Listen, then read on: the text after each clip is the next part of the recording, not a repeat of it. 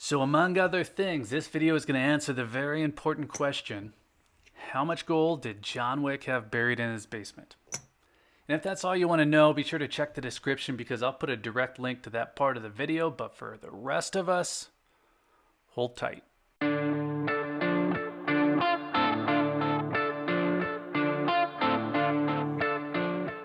So in the first John Wick movie, there's this big scene where John is in his basement busting up concrete. He's digging out his start over fund. And if you've seen the film, you know that a series of events is forcing him to dig up some things that he set aside from a past life in case something big went down and he had to pick up and run. Or in his case, I think it was more that he had to pick up and then go wreck some stuff. But it's a start over fund all the same. And that idea of having a start over fund has always been one part of why I think people should buy gold. Emergencies come up, and some of those emergencies, well, they are bigger than others. You could hypothetically drop a bunch of cash in a box and cover that up as well, but there are just a lot of emergency situations that hard assets like gold cover that stacks of cash might not, especially if you're factoring in inflation.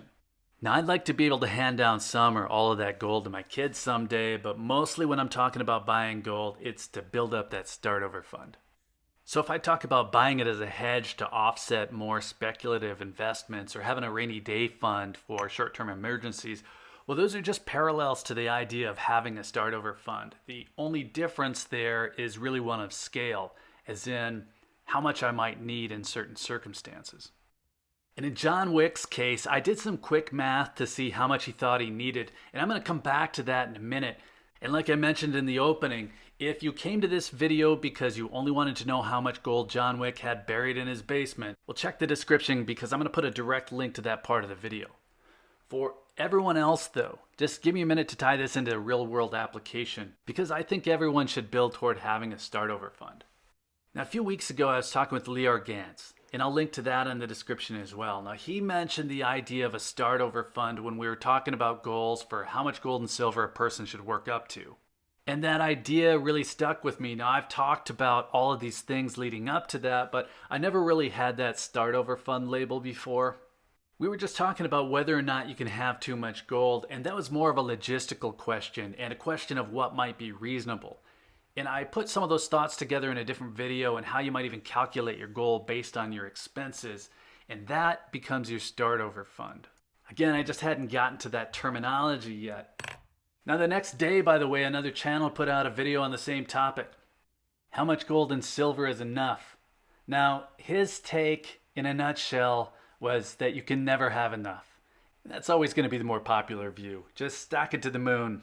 I don't know if it's realistic, but it's more fun, and that's fine. I've never really thought about goals as a stopping point. I try to create reasonable goals, though, and my mind works better if I know that there's a finite amount that would be enough. That way, I'm not just working toward an endless goal where it's never enough. That's how you get frustrated or bored or otherwise discouraged, and that's what makes people give up. Now, the numbers I used in my video were approximately $50,000 or $100,000. That wasn't specific to me. It was just based on 2 years of expenses using a $4,000 per month variable. So that works out to be about $96,000 for 2 years or $48,000 for 1 year. And in terms of gold, we're talking about 50 ounces of gold or 25 ounces of gold. But if you're John Wick, that is not enough.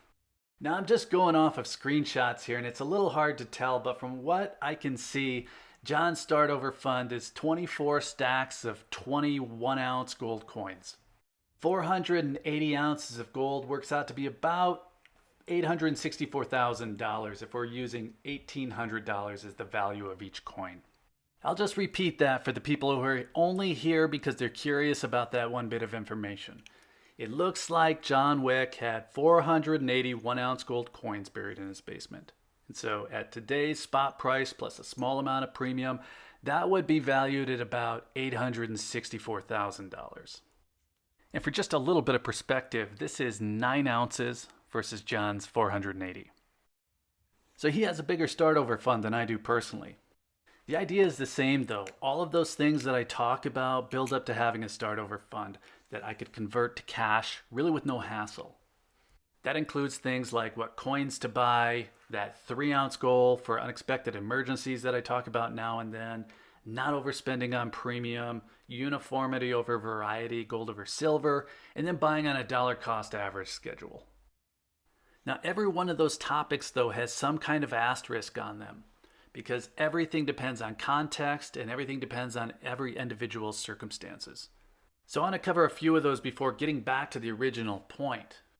And if we start with silver, because silver might be your jam, and that's fine.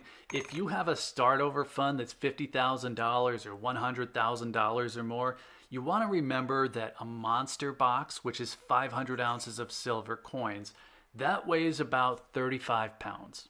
And if you only go off of spot, it's 4 monster boxes to get to $50,000. 8 will get you to $100,000. And that's 280 pounds of silver. Sounds like a lot, but John Wick dug up 480 ounces of gold in his basement, and that would be more like 32,000 ounces of silver rather than the 4,000 ounces that it would take to get to that $100,000.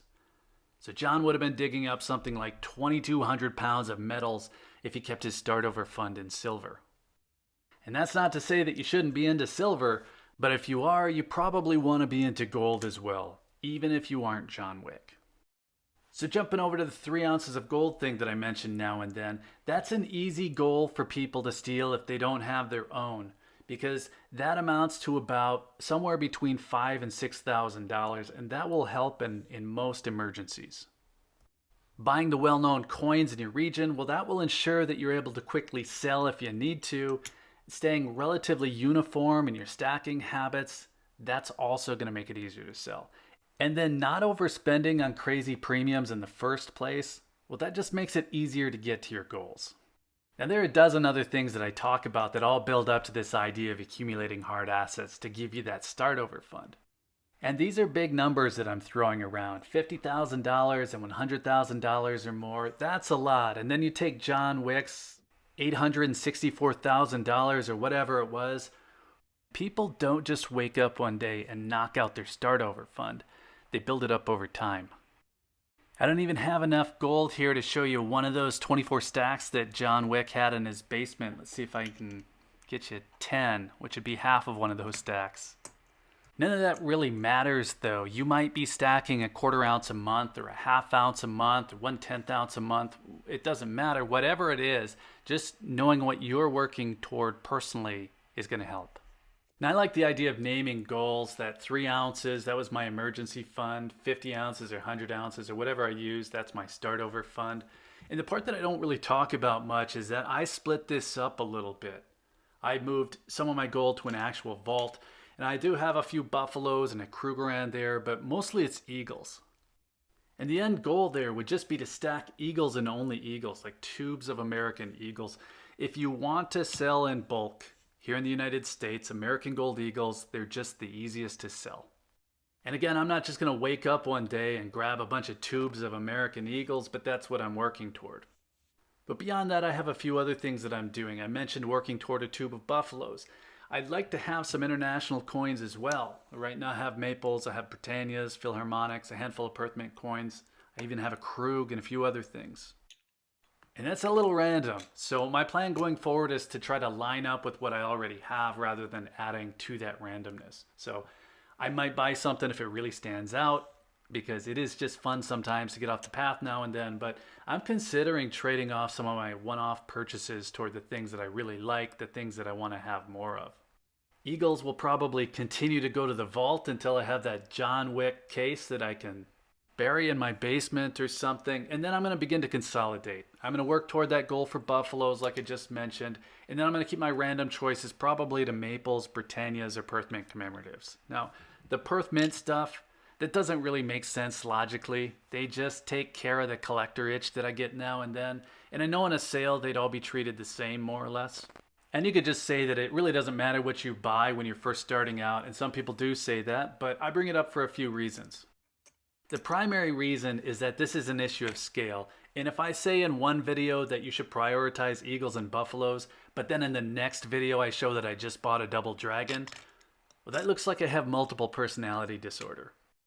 But I'm already buying eagles for my base, and that brings me to the next point, which is that I know it's a pain to sell or trade the things that you don't want down the road. If you can decide what you want to work toward early, it just saves you time and money. And it doesn't matter if you're working to a goal of 50 ounces or more, or if your goal is 10. The same considerations come up with fractional coins as well. When I started out buying, I was buying some pretty random stuff, and then I had some opportunities come up that led to 2 separate sales of gold. In the first one, I had about 15 ounces of random gold that turned out to be a pain to sell. And the second sale was only eagles. It was incredibly easy, and it looked like a much smaller version of what John Wick pulled out of his floor. So if I was working toward a start over fund that was incredibly easy to convert to cash, that I would bury in my basement John Wick style, I'd want it to be American Eagles. Now I'm going to keep buying other things as well. I'm going to start straightening up the random pile again though. And mostly that means that if I have a coin today, I'll either be buying more of them or I'll be trading them off for something that lines up a little bit better. And I think that's a good place to wrap this up. We can come back to those choices in a later video. So do me a favor and hit that like button if you like this topic, and let me know in the comments what you're up to, what you're buying, and what you'd be burying in your basement if you were like a guy John Wick. I hope you're doing well. Thank you again for watching. I always appreciate your time. Take care.